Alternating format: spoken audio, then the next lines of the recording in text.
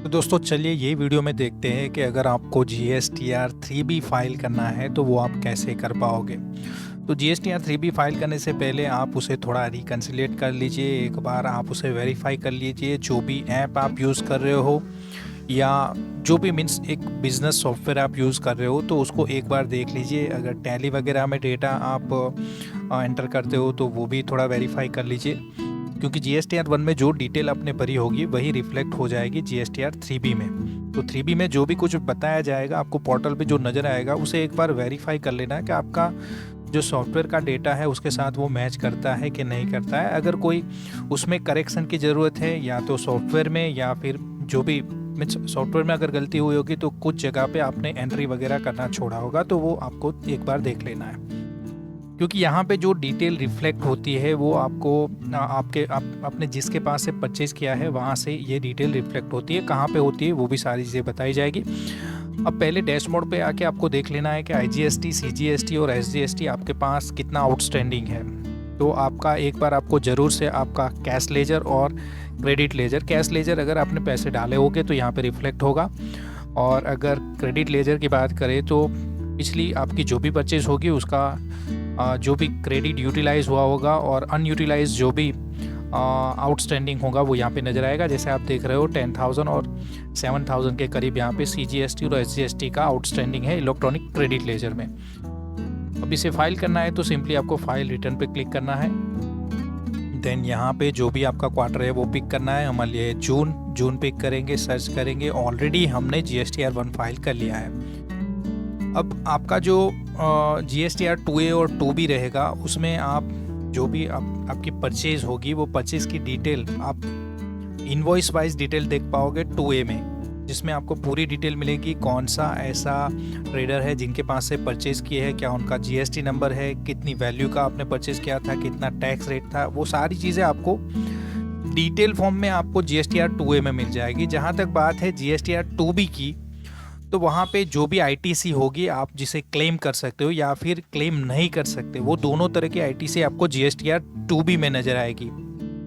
अब जहाँ तक बात है क्वार्टरली जिन्होंने रिटर्न फाइल किया होगा तो ये यहाँ पे नज़र आएगी। तो ये 2A 2B और 2B दूसरा जो क्वार्टरली व्यू है वो अगर आपको देखना है तो वो जस्ट एक डिटेल होती है, आपको देख सकते हो, आप उसे व्यू कर सकते हो कि क्या हमारी परचेज़ है, और उसको आपके सॉफ्टवेयर के साथ आप वेरीफाई कर सकते हो, या आपकी जो भी परचेज़ है आपके पास जो बिल्स वगैरह है उसके साथ आप वेरीफाई कर सकते हो।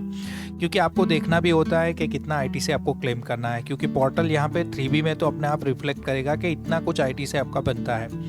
तो अब सब कुछ ठीक ठाक है, सब कुछ ठीक ढंग से हो रहा है, तो आपको सिंपली ये GSTR 3B वाला जो ऑप्शन है प्रिपेयर ऑनलाइन, इसके ऊपर क्लिक करना है।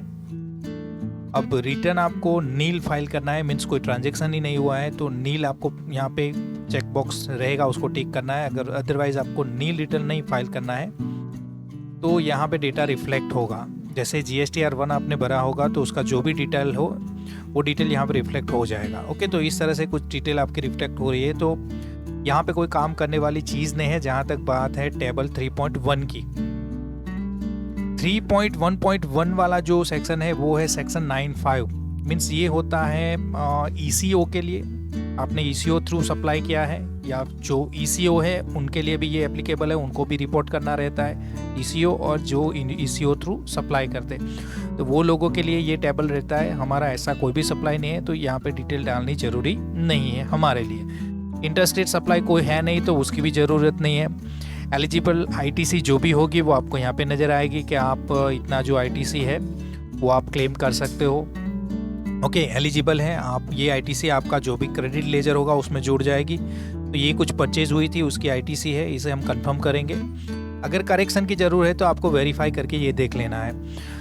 देन यहाँ पे आपका इन्वर्ट सप्लाई है और वो एग्जेम्प्ट है, नी रिलेटेड है या फिर नॉन GST से बिलोंग करता है तो वो यहाँ पे रिफ्लेक्ट होगा, इसे भी कंफर्म कर लीजिए। अदरवाइज़ कैंसिल आपके केस में नहीं है तो कैंसिल कर दीजिए, या कंफर्म कोई मैटर नहीं करता क्योंकि यहाँ पे फिगर ही नहीं होगी। अब जहाँ तक बात है 5.1 की, तो वहाँ पे जो भी इंटरेस्ट होगा, पिछला जो भी आपने पिछला रिटर्न जो फाइल किया है और वो लेट फाइल किया है तो लेट फाइलिंग फ़ीस यहाँ पे आपको नज़र आ जाएगी। ओके, जो भी होगी वो अपने आप रिफ्लेक्ट हो जाएगी। सिंपली ये जो भी डिटेल है इसे हम सेव करेंगे। अब जहाँ तक बात है ये लेट फाइलिंग फ़ीस की, तो वो आपके कैश लेजर से ही कटेगी। उसके लिए आपका जो भी क्रेडिट है वो आप यूज़ नहीं कर पाओगे। देखते हैं कुछ नया अमेंडमेंट हुआ हो तो यूज़ कर सकते हो, अदरवाइज़ ये आपका कैश लेजर में से आपको खुद से पे करना पड़ेगा। क्रेडिट लेजर में से यहाँ से आप इसका जो भी है पेमेंट नहीं कर पाओगे। सिंपली रिफ्रेश करेंगे। ओके, चलिए अब ये अब प्रोसीड पेमेंट के लिए ये रेडी है। अब हमें यहाँ पे प्रोसीड टू पेमेंट पे क्लिक करना है। अब एक बार देख लेना है कि कितना जो टैक्स है वो पे करना बनता है। कैश लेजर में कितनी अमाउंट है आपकी, क्रेडिट लेजर देखिए 7,000 और जुड़ गई थी और दूसरी भी कुछ अमाउंट थी SGST की, वो जुड़ गई है। तो आपका टोटल ITC अभी 31,000-32,000 के करीब हो गया है। ओके, CGST SGST को जोड़ के CGST में 17,000 समथिंग है आउटस्टैंडिंग, और SGST में जो हमने अभी जो वेरीफाई किया था जो परचेज था उसको लेके।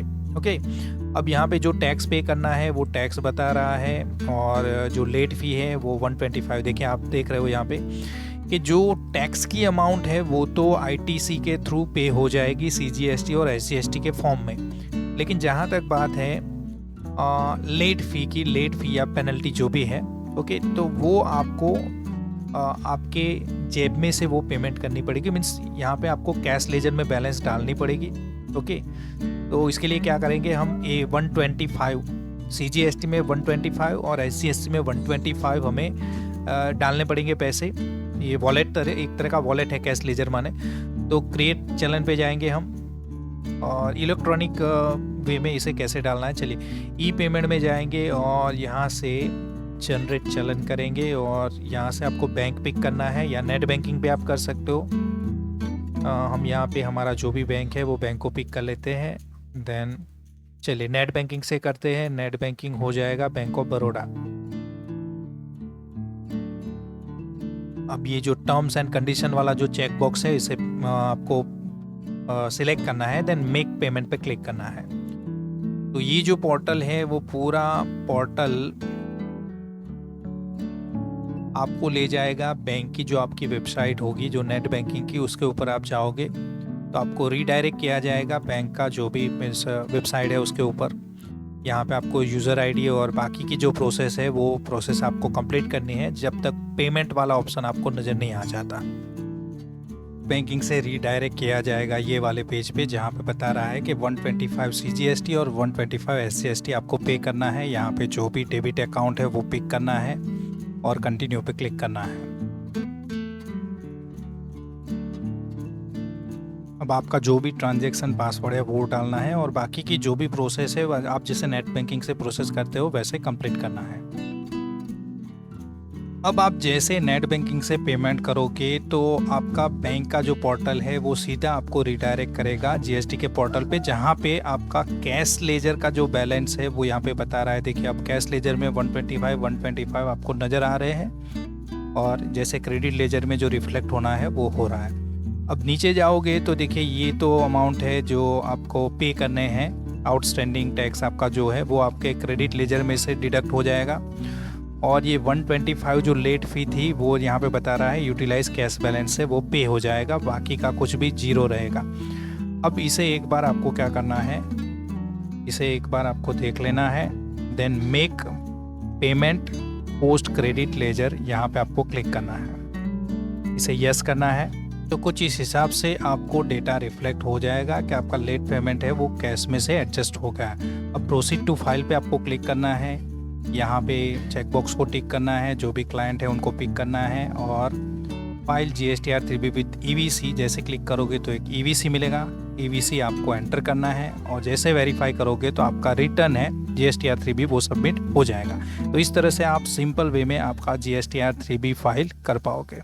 आई होप कि आपको वीडियो पसंद आई होगी। अगर वीडियो पसंद आई तो प्लीज़ वीडियो को लाइक करें, शेयर करें और चैनल को जरूर से सब्सक्राइब करें। Thank you so much.